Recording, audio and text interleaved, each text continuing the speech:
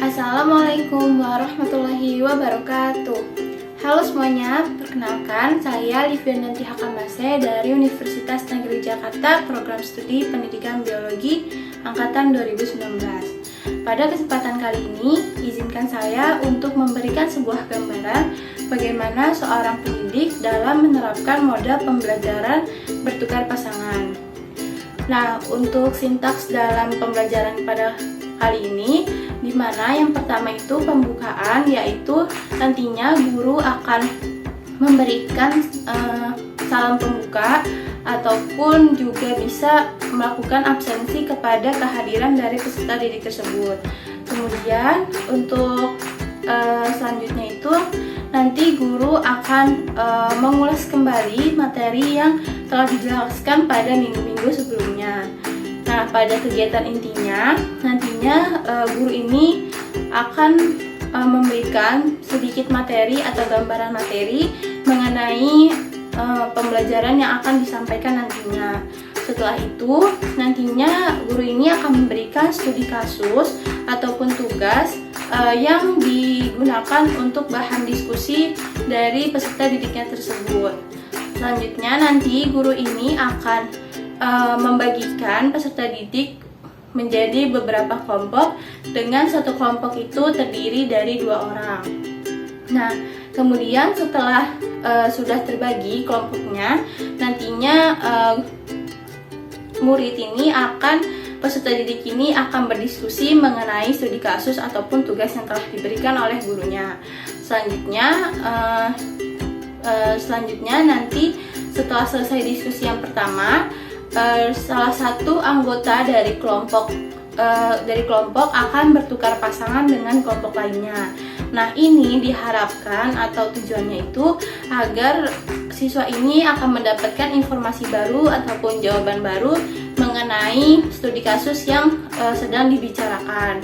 Selanjutnya, setelah diskusi kedua berlangsung, setelah itu nanti anggota kelompok akan kembali ke kelompok asal atau kelompok semula, yang nantinya jawaban-jawaban yang sudah dimiliki oleh masing-masing anggota kelompok itu akan diinformasikan kembali kepada anggota kelompok lainnya.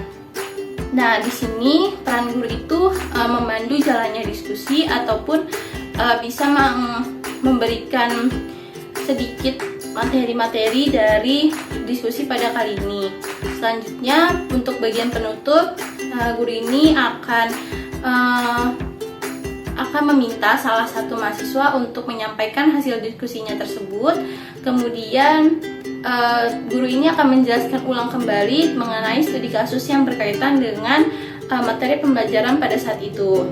Nah, setelah itu guru akan bertanya kembali mengenai pemahaman dari murid-murid tersebut. Jika sudah selesai, nantinya guru ini akan mengucapkan salam penutup dan kelas pun sudah selesai waktu durasinya.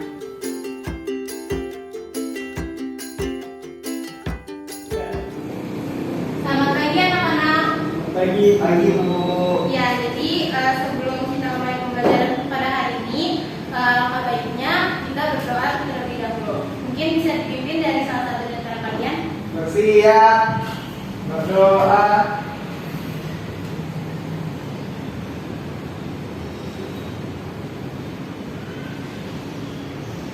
Selesai. Ya, nah, jadi pada pembelajaran kali ini kita akan membahas mengenai pencemaran udara, yang mana pencemaran lingkungan itu sudah kita bahas di minggu-minggu sebelumnya. Nah, ada yang masih ingat gak nih definisi dari pencemaran lingkungan?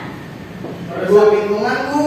Ya, terus ada lagi? Berbeda tatanan lingkungan. Ya. Pola manusia Bu. Ya, betul sekali. Ya, bersama ekosistem Bu. Nah, ya benar nih. Jadi untuk pencemaran lingkungan itu memiliki definisi yang sangat banyak.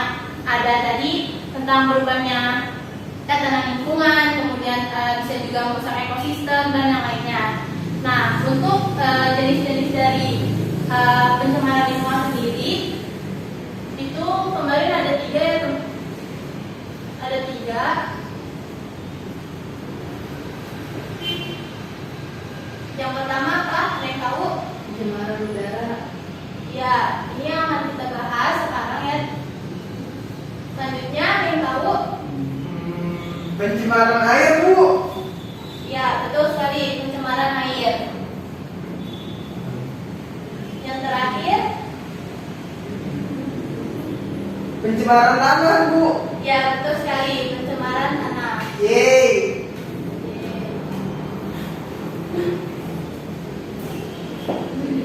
Nah, jadi untuk yang pertemuan kali ini kita itu akan membahas mengenai pencemaran udara ini. Sebelumnya ada yang tahu definisi dari pencemaran udara?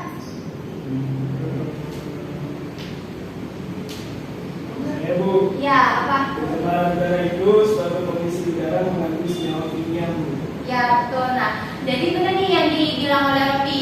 Kalau misalkan pencemaran udara itu adanya suatu zat yang masuk ke dalam udara kita sehingga nantinya akan menimbulkan dampak bagi kehidupan kita, gitu ya. Nah, jadi pencemaran udara itu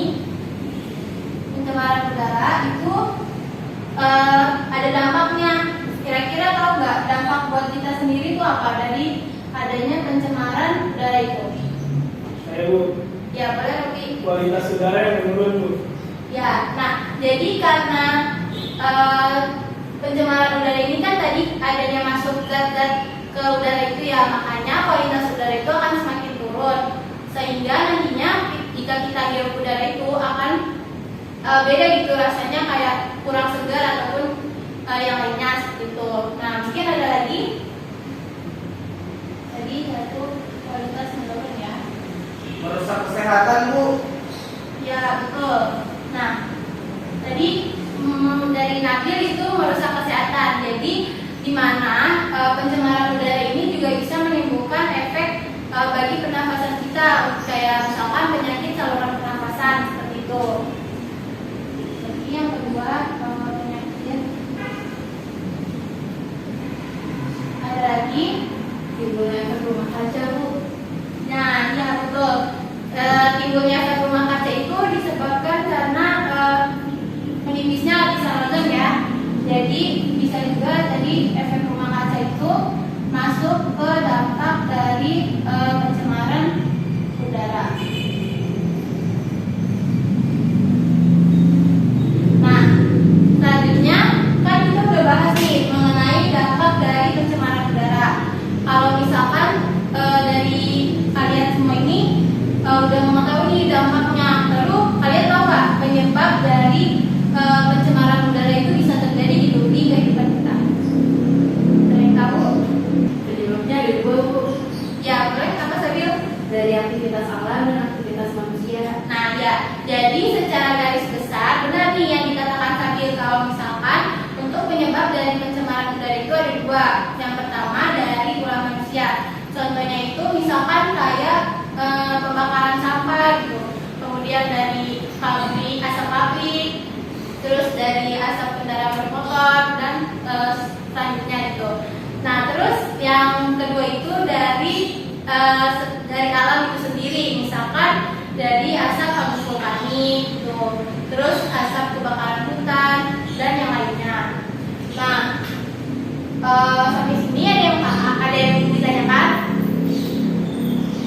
Oke, kalau tidak ada, di sini saya sudah memiliki studi kasus yang nantinya di sini kalian kerjakan secara berkelompok, di mana satu kelompok itu terdiri dari 2 orang. Nanti akan saya bagikan kelompoknya, sekalian saya absen ya teman-teman. Jadi untuk yang pertama itu ada Rofi dan Rian. Ya. Kemudian untuk yang kelompok 2 ada Sabil dan Nabil ya. Ya Bu. Ya, silakan dikerjakan. Nah, untuk kerjakan ini Ibu beri waktu 10 menit ya. Dimulai dari sekarang.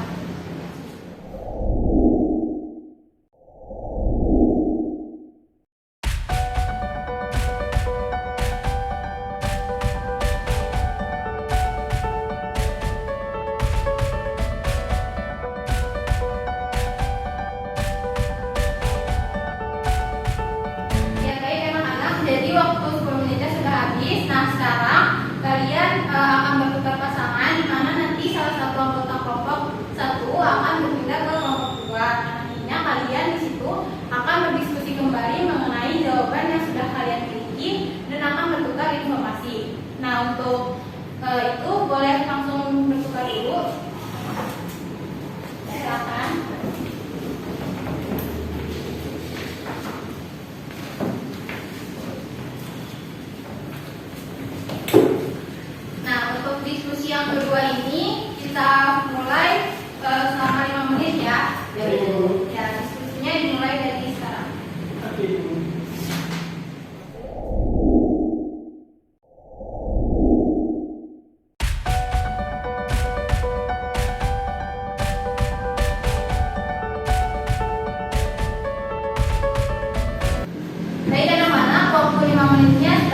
sekarang kalian bisa kembali ke kelompok asal. Nanti kalian setelah itu akan salah satu di antara kalian akan mempresentasikan hasil diskusi kalian mengenai studi kasus yang saya berikan. Baik Bu. Ya, boleh dibuka kembali.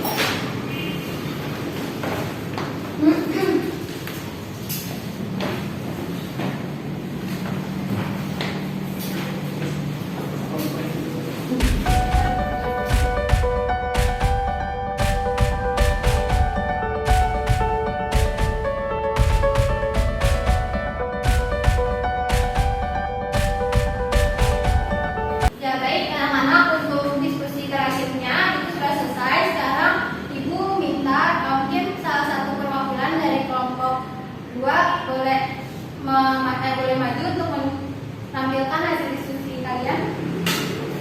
Ya. Ya, boleh.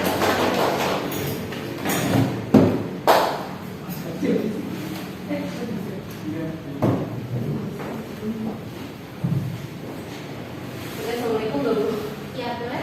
Assalamualaikum warahmatullahi wabarakatuh. Waalaikumsalam. Saya di sini perwakilan dari kelompok 2 ingin mempresentasikan hasil kelompok saya. Menurut kelompok saya, dampak yang ditimbulkan akibat bertambahnya kendaraan bermotor ialah bertambah CO dan CO2, yaitu karbon monoksida dan karbon dioksida, yang mana bisa menambah pencemaran udara dan mengakibatkan penyakit pernapasan, serta menambah efek rumah kaca dan dapat menurunkan kualitas udara yang dapat dihirup oleh manusia. Ya, udah Bu. Yeay. Nah, jadi benar nih kata Kabir tadi, kalau misalkan tadi untuk kasus bertambahnya volume kendaraan bermotor itu akan mengakibatkan terjadinya pencemaran udara, di mana nantinya pencemaran udara itu diakibatkan karena adanya zat-zat berupa karbon dioksida ataupun karbon monoksida pada udara tersebut, sehingga kualitas udara ini akan turun yang akan menyebabkan dampak bagi kesehatan kita, yaitu berupa penyakit saluran pernapasan. Nah, sampai sini sudah pada paham? Sudah, Bu. Nah, oke. Jadi mungkin untuk pembelajaran kali ini cukup sampai di sini. Untuk minggu berikutnya kalian bisa baca dari buku yang sudah ada.